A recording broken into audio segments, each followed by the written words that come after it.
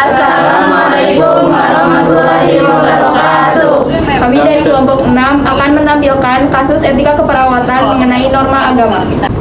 Perkenalkan, nama saya Rianti sebagai Kepala Perawat. Saya Trinuria Ambarwati sebagai Kepala Instalasi. Saya Salwa Citra Fitriana sebagai Perawat 1.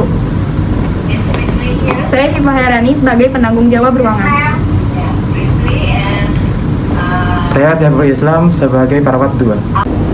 Saya Rita Aris sebagai pasien. Saya Tia Sandrina sebagai keluarga pasien. Saya Sulatul Ayun sebagai keluarga pasien.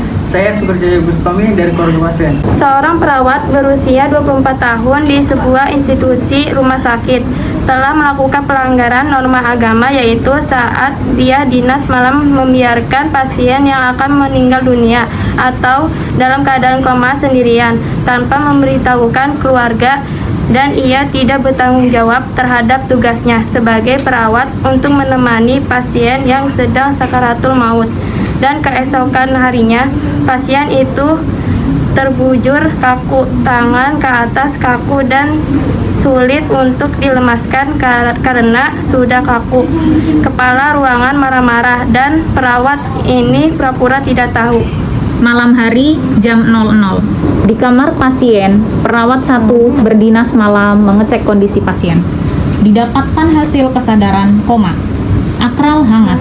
Lalu perawat 1 keluar dan melanjutkan memeriksa ke pasien yang lain. Selamat malam Ibu, saya perawat Salwa yang akan berdinas dari pukul 9 malam hingga pukul 7 pagi. Apa benar dengan Ibu Rita tanggal lahirnya 7 Mei 1996? Baik, sesuai ya Ibu. Saya di sini untuk memeriksa kondisi Ibu. Apakah Ibu bersedia? Permisi ya Bu.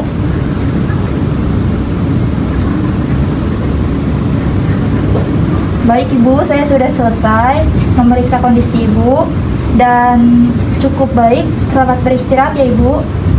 PJ mulai berkeliling memeriksa para pasien, terutama pasien yang perlu pengawasan untuk mengetahui kondisi para pasien. Jam 2.00. Selamat malam Ibu. Perkenalkan, saya perawat Syifa sebagai penanggung jawab yang berdinas pada malam hari ini. Saya cek dulu gelang identitasnya ya Bu. Permisi. Dengan Ibu Rita Ali, kelahiran 27 Februari 1996 ya Bu. Malam ini saya akan melakukan tindakan memeriksa kondisi Ibu. Saya periksa ya Bu. Permisi.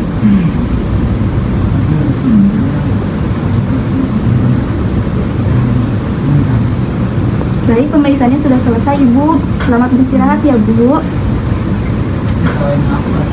Pagi harinya, jam 4.30, perawat 1 kembali melakukan tindakan kepada pasien. Permisi Bu, saya perawat Salwa yang akan mengecek ulang kembali ya Ibu.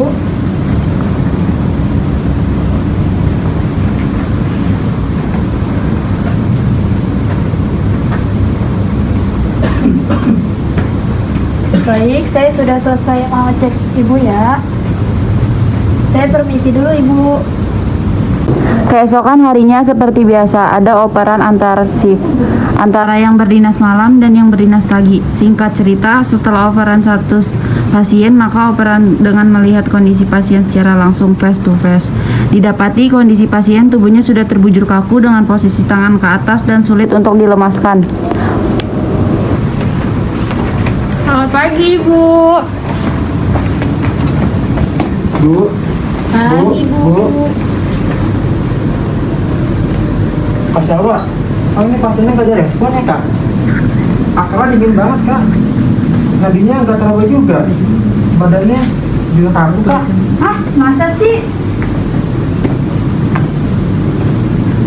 Nah, ini badannya kaku banget, dingin. Gak bisa dilemesin. Aduh, Dokter Salwa, ini bagaimana? Badan pasiennya udah dingin, sudah kaku juga. Kamu terakhir ngecek jam berapa sih? Lah, kaku banget pasiennya. Udah nggak bisa dilurusin, nggak bisa ditekuk. Ini udah lama nih berarti. Terakhir ngecek jam berapa? terakhir ngecek jam setengah 5 subuh, Pak. Dan semalam itu kondisinya masih bagus. Terus keluarga pasien kemana? Harusnya dengan kondisi pasien kritis, pasien pengawasan, harus ada yang menunggu salah satu keluarganya. Aku nggak infoin lagi ke keluarga pasien, soalnya kan pasien udah dirawat inap 2 harian. Aku kira keluarga pasien tahu. Coba dong, cek dulu.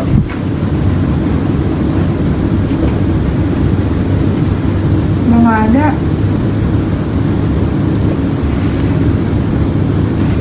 Belum ada, Sus. Semua keluar dari kamar pasien dan berkumpul di NS. Kapar mengomunikasikan Kains untuk memberikan informasi ke keluarga pasien tentang kondisi pasien yang sudah meninggal atau plus. PJ, mau PJ malam kan? Dengan kondisi pasien pengawasan, pasien kritis, harusnya ada yang menunggu salah satu keluarganya. Dan dibantu dengan doa, dengan memanggilkan pemuka agama sesuai keyakinannya. Lupa ya? Terakhir saya periksa kondisinya masih stabil, Kak. PM1 juga tidak mengabarkan kalau ada pasien yang kondisinya kritis. Beberapa saat kemudian, datanglah keluarga pasien berjumlah 3 orang dan anak-anaknya dengan segala kesibukannya dan ditanya serta diklarifikasi oleh kepala instalasi. Pak, Bu, semalam ibunya ada yang jaga nggak? Semalam adik saya yang jagain, Dok. Karena saya punya baby, jadi langsung pulang. Semalam saya nungguin sus, tapi saya tinggal ngopi dan mencari makanan. Soalnya ditelepon sama orang rumah disuruh pulang sus. Lah, emang ada apa, Sus, dengan ibu saya? Sebentar ya, Pak, Bu. Sebelumnya, keluarga sudah terinfo belum ya? Untuk pasien itu harus ada yang menunggu minimal 1 orang. Belum ada info apa-apa, Dok. Saya tidak tahu, Dok, kalau misalkan ibu saya harus ditungguin. Begini, Pak, Bu, pasien sudah meninggal tadi pagi. Kami ingin minta maaf pada keluarga atas kurangnya edukasi terhadap perawat kami.